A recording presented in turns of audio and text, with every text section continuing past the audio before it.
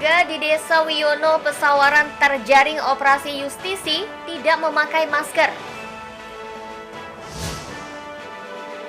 Ratusan hektar persawahan di Lampung Selatan terendam banjir.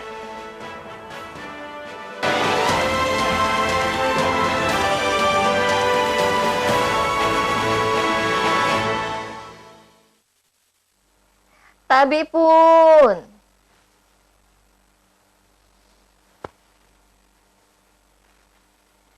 Selamat pagi pemirsa iNews di Bandar Lampung dan sekitarnya. Selama 30 menit ke depan, kami akan menemani pagi Anda dengan berbagai liputan dari berbagai daerah di Lampung. Setahun pandemi COVID-19, sejumlah warga belum disiplin menggunakan protokol kesehatan.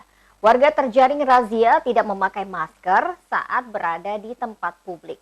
Pemirsa, bersama saya Ferlisi Andini, inilah iNews Lampung selengkapnya.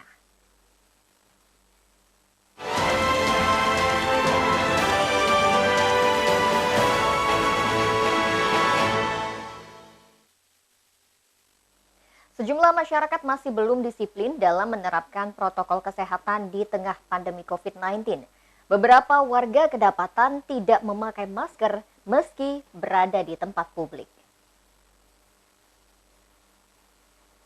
Malam hari ini kami dari Satgas Covid Pesawaran. Sejumlah warga terjaring operasi justisi tim gabungan Polres Pesawaran, TNI dan Satpol PP di Desa Wiono, Kecamatan Gedong Tataan. Mereka kedapatan tengah duduk santai di depan toko modern dan tidak memakai masker. Petugas menegur warga yang tidak memakai masker. Aparat meminta warga untuk kembali ke rumah masing-masing. Beberapa di antaranya dijatuhi sanksi seperti push up, menyanyikan lagu nasional, hingga membaca Pancasila. Mereka juga berkoordinasi dengan pegawai toko modern untuk memasukkan kembali kursi agar tidak digunakan masyarakat untuk berkerumun. Malam hari ini kami dari Satgas Covid Pesawaran mengimbau, mumpung hujan sudah reda, silakan kembali ke kediaman masing-masing. Dan malam ini juga kami minta tolong kepada Indomaret, kursi meja ini, tempat nongkrong ini silakan dibawa ke gudang. Dibawa ke gudang. Dan jangan dipasang lagi sampai Covid ini mereda. Ya. Nah, makanya kita sama-sama menjaga, kita sama-sama waspada, yang kita patuhi yang sudah ditentukan oleh pemerintah. 3M 1 Tim Gabungan Operasi Justisi Penegakan Disiplin Prokes COVID-19 Kabupaten Pesawaran juga merazia sejumlah lokasi wisata pantai di daerah Teluk Pandan, Padang Cermin. Razia untuk memastikan warga menjalankan protokol kesehatan penyebaran virus corona. Dari Pesawaran, Gunawan Syahreza, iNews melaporkan. Gugus Tugas Kabupaten Lampung Selatan juga menggelar operasi justisi. Kali ini, operasi digelar di Sidomulyo. Dalam operasi ini, ratusan warga terjaring karena tidak memakai masker saat berada di luar rumah.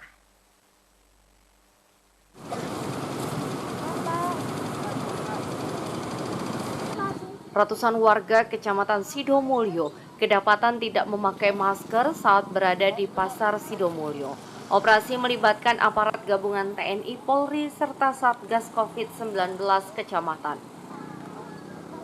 Operasi menyasar jalan-jalan protokol di Kecamatan Sidomulyo dan tempat-tempat keramaian. Operasi bertujuan mengingatkan warga agar selalu menerapkan protokol kesehatan COVID-19. Petugas langsung menegur warga yang tidak memakai masker. Mereka juga memberikan masker untuk mencegah penularan COVID-19. Warga beralasan tidak memakai masker karena merasa risih dan tidak tahu bahaya virus corona. Lupa? Udah tadi pakai dilepas, ada di tas. Oh, kenapa kok ditaruh di tas? Ya nggak nyaman aja. Nggak nyaman? Kenapa kok nggak nyaman? Nggak terbiasa. Oh, gitu ya. Siapa namanya?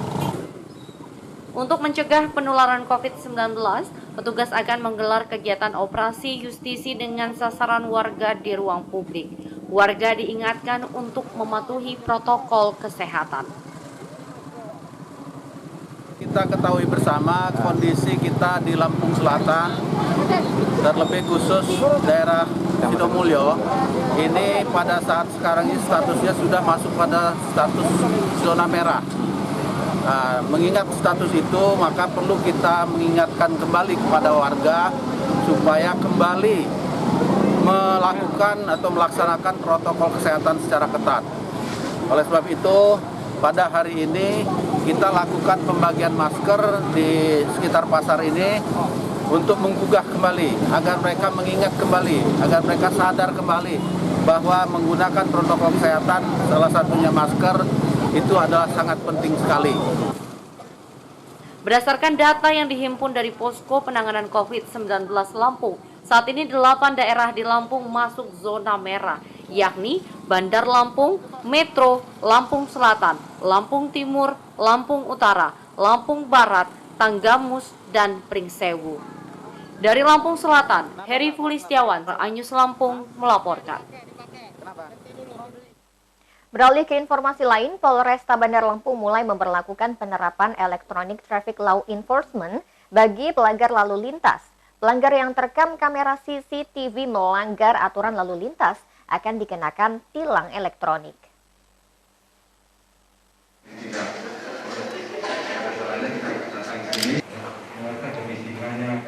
Petugas Satlantas Polresta Bandar Lampung mulai memberlakukan penerapan Electronic Traffic Law Enforcement atau pendidikan tilang bagi pengendara pelanggar lalu lintas.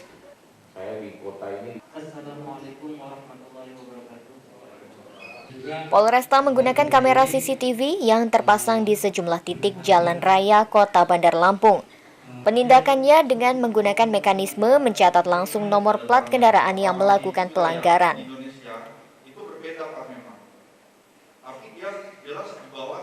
Ya, surat dikirim oleh kantor pos dan itu akan dikonfirmasi kepada pemilik BE tadi. Ya, nanti BE itu akan hadir di Polres. Kalaupun si pelanggar tadi sampaikan, motornya sudah saya jual Pak, gitu ya. Berarti motor itu nanti kita hubungi si pemilik yang berikutnya.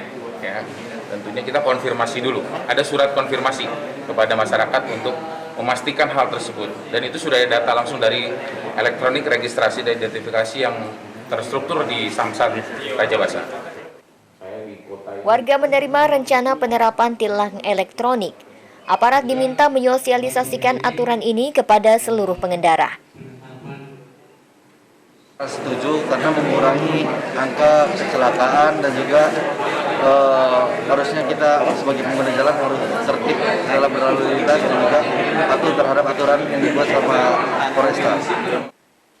Pengendara yang melanggar lalu lintas akan dikenakan sanksi berupa denda yang bervariasi, mulai dari sanksi Rp200.000 hingga Rp1 juta. Dari Bandar Lampung, Ruslan AS, iNews melaporkan. Polresta Bandar Lampung menerapkan tilang elektronik bagi pelanggar lalu lintas. Sebanyak 5 kamera elektronik traffic lawnman disebar di sejumlah lokasi di Bandar Lampung. Memperlakukan yang namanya denda kesepakatan. Sementara ini, penggunaan kamera ETLE masih uji coba di Bandar Lampung. Sistem tersebut bakal berlaku efektif pada akhir Februari 2021, sedangkan pelaksanaannya dilakukan pada 17 Maret 2021. Pengendara yang kedapatan melakukan pelanggaran lalu lintas saat melintas di lokasi kamera, maka gambarnya akan tertangkap kamera ETLE yang memiliki teknologi resolusi tinggi. Pelanggar akan dikirimkan surat tilang ke rumahnya melalui PT Pos Indonesia. Dan pelanggar diberi waktu 5 hari untuk melakukan konfirmasi, baik melalui website atau datang langsung ke Mapolresta. Usai konfirmasi, pengendara diberi waktu maksimal 7 hari untuk membayar denda tilang secara elektronik. Pembayaran melalui akun virtual bank. Sanksi lebih tegas akan diterapkan bagi pelanggar yang tidak membayar tilang, yaitu STNK kendaraan yang bersangkutan akan diblokir dan tidak bisa membayar pajak kendaraan. Berikut ini 5 lokasi kamera ETLE dan 10 kamera pemantau di Bandar Lampung. Jalan Sultan Agung Simpang TL Kimaja arah flyover Kimaja, Jalan Cut Nyadin Simpang TL Tamin arah Agus Salim bawah, Jalan Patimura Begadang Resto arah Jalan Patimura, Jalan Zainal Abidin Pagar Alam JPO UBL dari 2 arah, dan Jalan Kartini JPO Garuda. Sedangkan 10 lokasi kamera pemantau ada di Jalan Imam Bonjol Flyover Kemiling, Jalan Zainal Abidin Pagar Alam Tugu Raden Intan, Jalan Ria Kudu Simpang Airan, Jalan RE Marta Dinata Simpang Sukamaju, Jalan Soekarno-Hatta Simpang Jalan T. Ambon, Bundaran Tugu Adipura, Jalan Walter Mongonsidi Kantor Gubernur, Jalan Malahayati Simpang Bank BCA, Jalan Sudirman Flyover Pahoman, dan Jalan Raden Imbakusuma Tugu Durian. Tim Liputan Ayus melaporkan. Pemirsa, setelah jeda pariwara berikut kami kembali dengan informasi. Ratusan hektar persawahan di Lampung Selatan terendam banjir. Tetaplah bersama kami.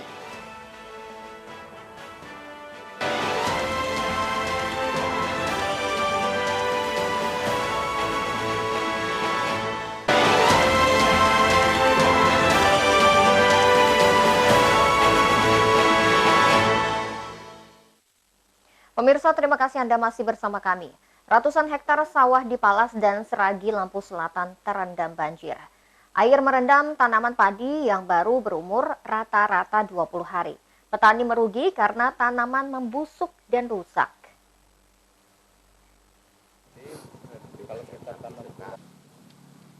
Banjir kedua itu. Hujan deras merendam ratusan hektar tanaman padi milik petani di Palas dan Seragi terendam banjir. Banjir merendam tanaman padi yang tersebar di Desa Bangunan, Bali Agung, Sukaraja, dan Bumidaya. Sebaran banjir diprediksi akan terus bertambah mengingat hujan masih mengguyur Kecamatan Palas, Seragi, dan sekitarnya. Diperkirakan luas tanaman padi yang terdampak banjir mencapai 60 hektar. Ketinggian banjir dengan mencapai 1 meter. Dipastikan tanaman padi rusak dan membusuk. Rata-rata tanaman padi yang terendam banjir baru berusia sekitar 10 hingga 20 hari. Banjir dari kemarin itu udah sekitar 10 harian. 10 harian? Ya. Nggak surut-surut? Ya surut, cuman datang lagi. Seminggu sekali ini, 3 hari, 4 hari sekali ini. Hujan terus udah ya? 3 kali ini banjir. Udah umuran berapa ini padinya? Udah umuran padi setengah bulan, ada yang 10 hari, ada yang seminggu. Asal jangan lebih dari 3 malam, selamat padi. Tapi kalau lebih dari 3 malam udah hancur.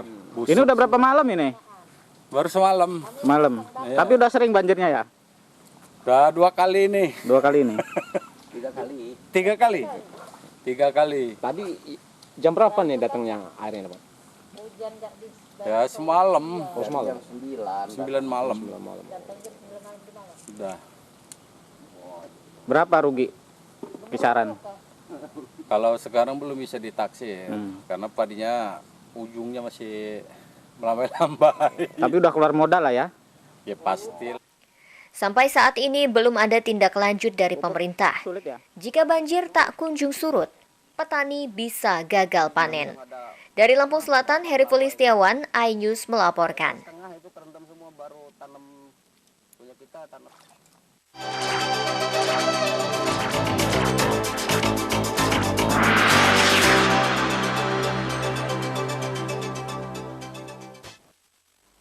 DPRD Ogan Komering Ulu Timur, Sumatera Selatan berkunjung ke DPRD Lampung Tengah.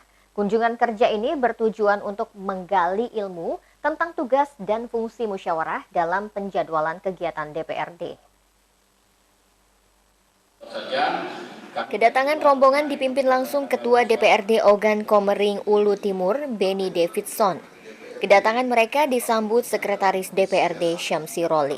Syamsi Roli mengatakan jika sebelum menggelar rapat paripurna, ketua dan anggota dewan selalu bermusyawarah sebelum menggelar rapat paripurna. Seluruh kegiatan digelar dengan protokol kesehatan.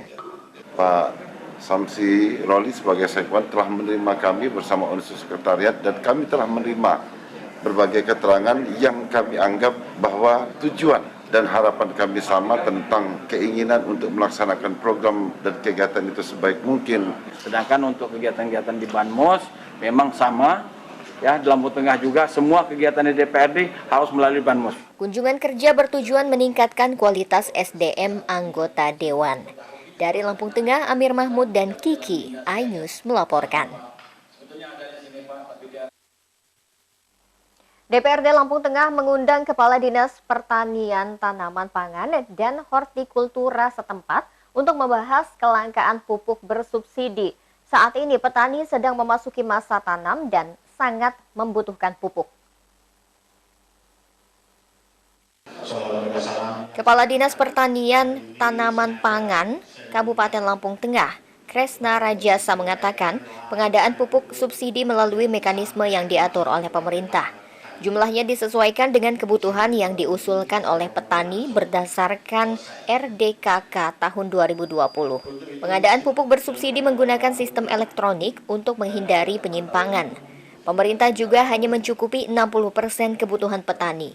DPRD Lampung Tengah merekomendasikan Pemkab untuk membuat program pupuk organik untuk membantu petani.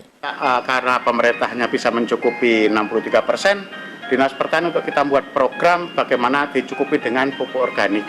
Kebetulan di Lampung Tengah ini banyak peternakan sapi. Rapat dengar pendapat juga dihadiri oleh Dinas Peternakan, Dinas Perkebunan PT Pusri, dan PT Petrokimia. Dari Lampung Tengah, Amir Mahmud dan Kiki, iNews melaporkan. Anggota Komisi 1 DPRD Lampung Tengah menggelar rapat dengar pendapat dengan Kepala Satuan Polisi Pamong Praja setempat. Rapat membahas evaluasi kegiatan di tahun anggaran 2020 dan rencana kegiatan kerja tahun anggaran 2021. Ketua Komisi 1 Tony Sastrajaya memimpin rapat yang dihadiri oleh Kepala Satuan Polisi Pamong Praja Rosidi. Selain anggaran, Dewan juga membahas kinerja Satuan Polisi Pamong Praja dalam menegakkan Perda Lampung Tengah.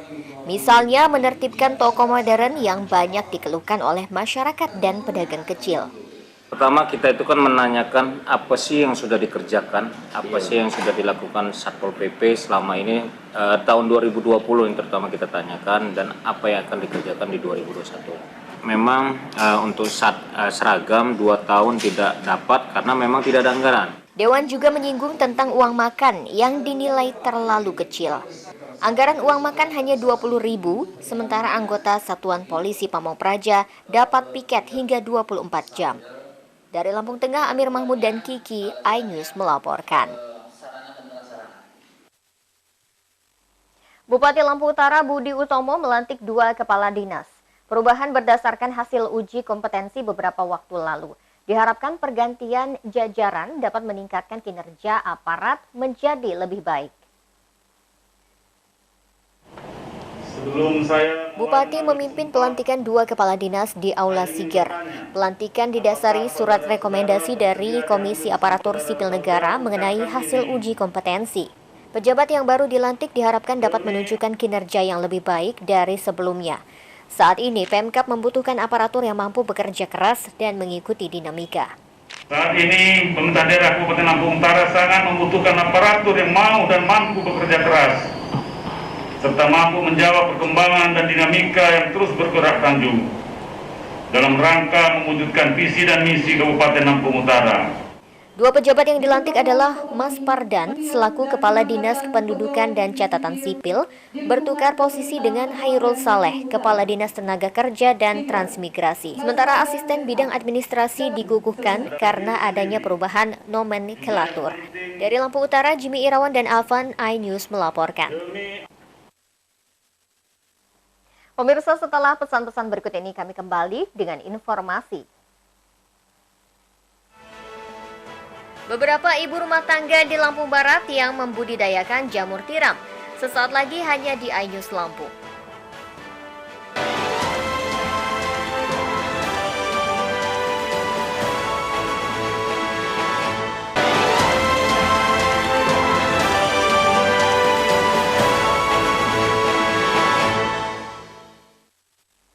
Pemirsa, terima kasih Anda masih bersama kami. Masyarakat Lampung Barat terus mengembangkan budidaya jamur tiram. Selain memiliki nilai ekonomis, jamur konsumsi ini dinilai memiliki banyak khasiat yang bermanfaat bagi kesehatan tubuh. Laporan tersebut mengakhiri iNews Lampung hari ini.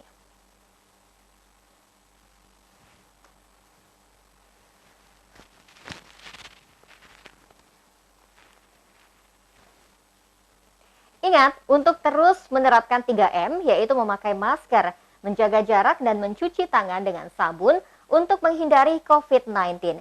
Selamat melanjutkan aktivitas Anda mewakili tim yang bertugas hari ini. Saya Verlis Yandini undur diri. Terima kasih dan sampai jumpa.